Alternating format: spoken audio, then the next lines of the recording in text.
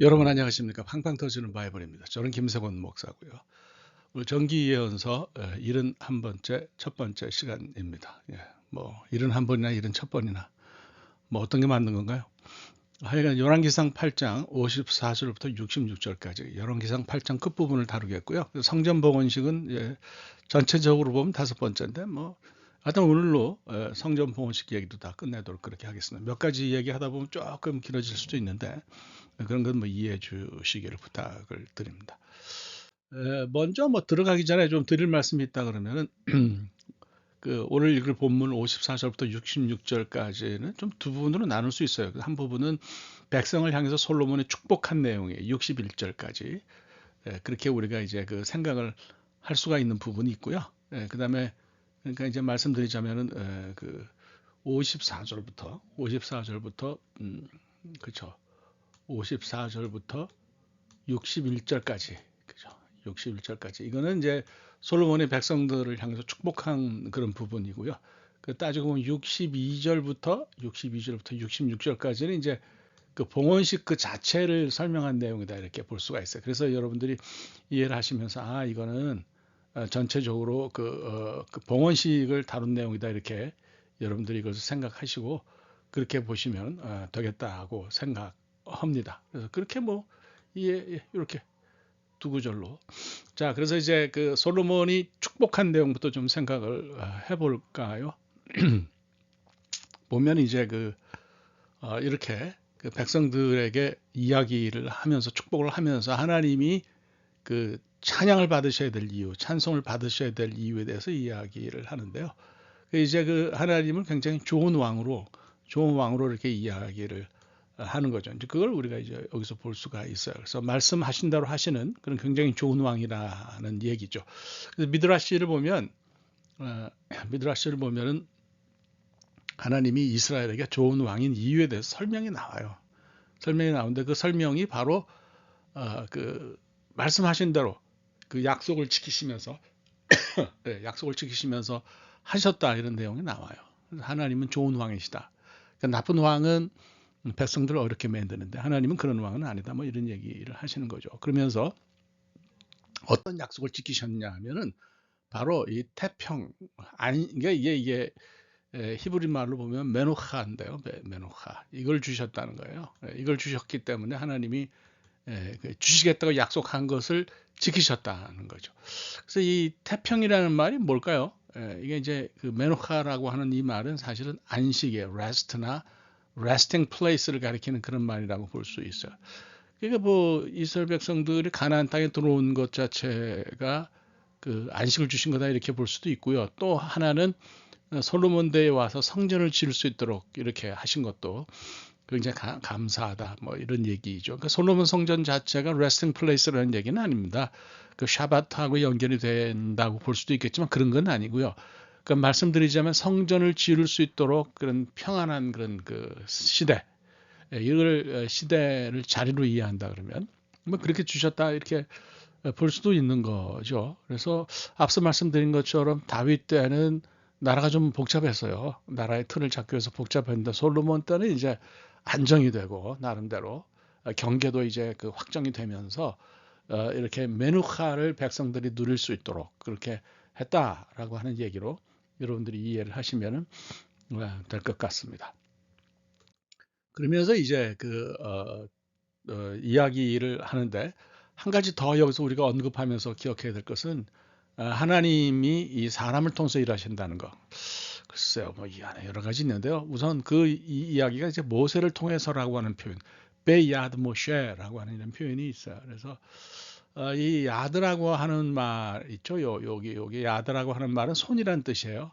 손이란 뜻이고 이 베는 이거는 전치사죠. in이나 혹은 with 이렇게 이해될 수 있는 전치사예요. 베는 그래서 이게 쓰기에 아유 마우스로 쓰는 게 좀 그러네. 그래서 베야드 모시에 그러면 직역하면 모세의 손을 통해서라는 얘기고 이걸 좀 넓게 펴면 의역을 하면 모세를 통해서 일한다는 것이고 이걸 더 넓게 펴면 하나님이 이제 사람을 통해서 일하신다 이런 걸 볼 수가 있죠. 그 솔로몬이 뭐 자기가 앞으로 이런 사람이 될 것이라는 뜻으로 이해할 수 있겠지만은 뭐 그런 얘기를 여기서 끌어내는 거는 조금 더 해석을 통해서 끌어낼 수밖에 없고요. 이런 일을 이스라엘 사람들을 통해서, 이스라엘 백성을 통해서 하나님이 이런 일을 이루셨다. 그러니까 하나님 이제 찬양 받을 만하다, 이런 얘기를 하는 걸로 이제 볼 수가 있는 거죠. 자, 그러면 다음으로 넘어가서 솔로몬이 이제 이스라엘 백성에게 축복하면서 하나님이 이렇게 복을 내려달라라고 하는 그런 간구를 여기서 하는 것을 볼 수가 있어요. 첫 번째는 이스라엘과 함께 있어달라, 이런 얘기를 하면서 떠나지 말아달라고 그러죠. 임마누, 그죠? 임마누. 이 표현은 잘 아시는 표현이죠. 뭐가 떠오르시죠? 히브리 말로 엘, 그죠? 엘이라고 하는 이게 붙으면 하나님이라는 뜻이니까 임마누엘, 그러면 우리가 잘 아는 그런 표현입니다. 그래서 우리와 함께 계시는 하나님, God with us죠. God with us. 그래서 이렇게 좀 계셨으면 좋겠다 이야기를 하면서 떠나지 말아달라고 이야기를 해요. 그래서 이 아잡이라는 동사를 썼는데요. 우리가 마태복음 27장 46절 읽어보면 예수님께서 십자가에서 엘리 엘리 라마 사박다니, 이런 얘기를 하시잖아요. 근데 이제 그 사박다니는 말하자면 아람어 사투리라고 볼 수 있고요. 히브리 말로 하면 시편 22편 1절. 버리지 말아달라, 떠나지 말아달라라고 하면 아잡타니가 되죠. 아잡타니. 그래서 이게 같은 동사로 볼 수 있는데, 참 그런 생각이 문득 들었어요. 이걸 보면서 예수님께서 십자가에 달리셔서 하나님의 외면을 경험하셨기 때문에, 하나님이 버리시는 것을 경험했기 때문에 우리가 다 얻은 바 되었다.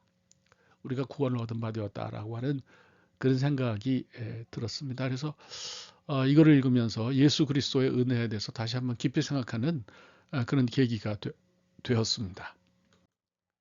그 다음에 이제 말씀을 잘 지키겠다라고 이야기하면서 말씀을 잘 지키는 그런 백성이 되게 해달라.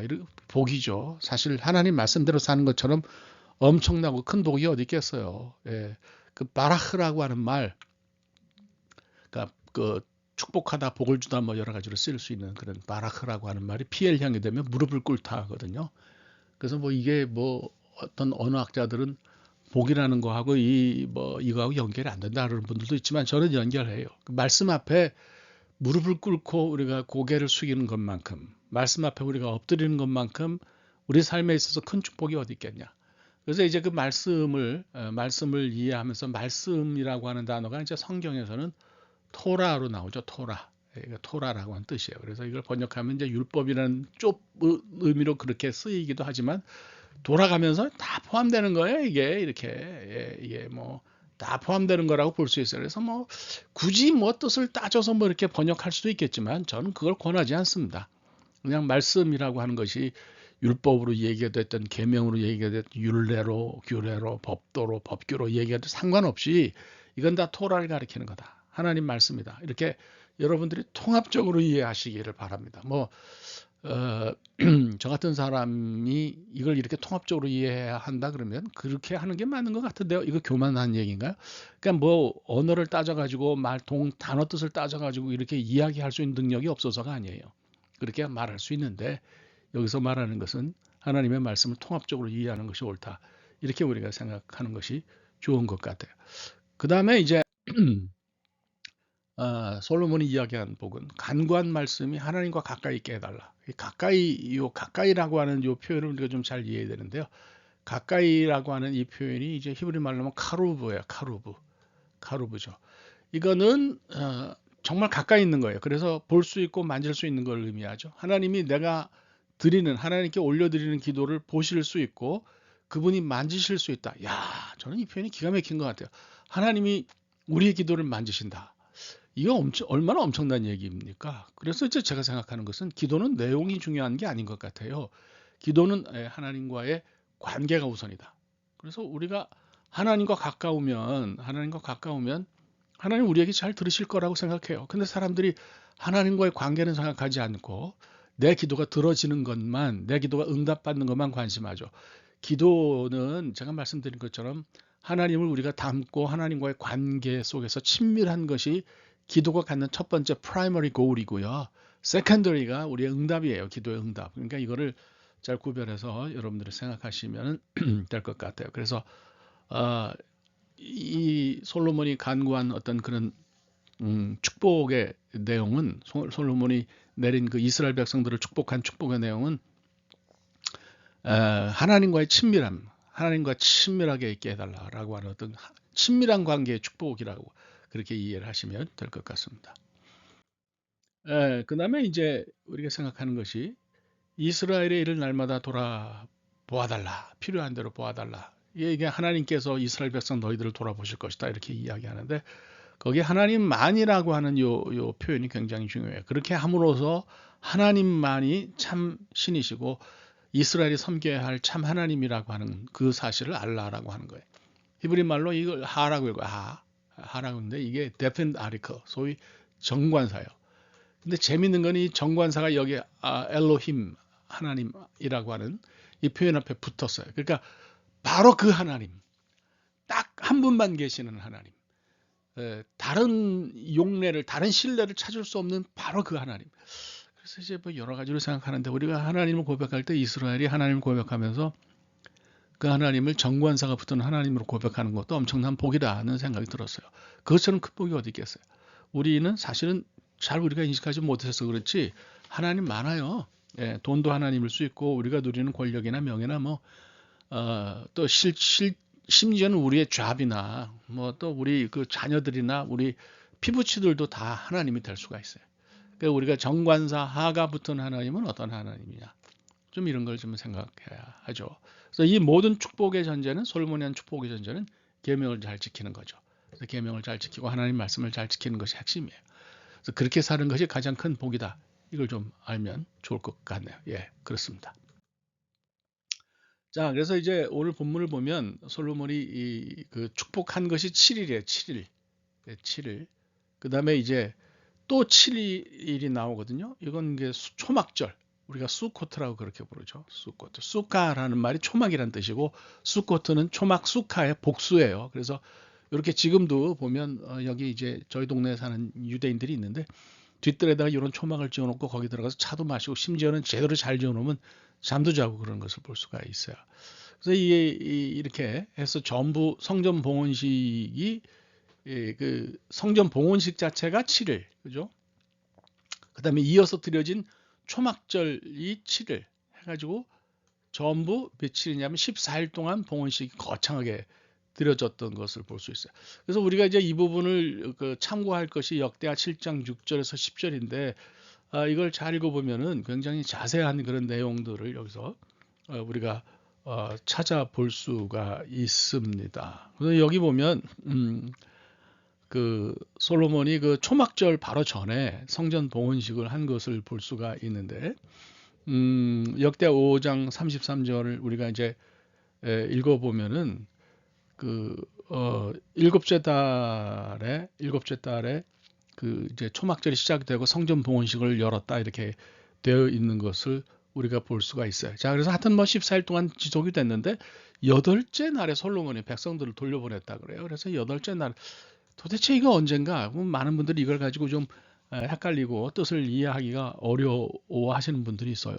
두 가지 해석이 가능한데, 첫 번째 해석은 성전 봉헌식이 끝나고 그 다음 날 초막절은 너희들 집에 가서 해라 이렇게 돌려보냈다고 볼 수도 있는데, 그 해석을 지지할 수 없는 것이 바로 그 역대하 7장 6절 이하에 있는 말씀이에요.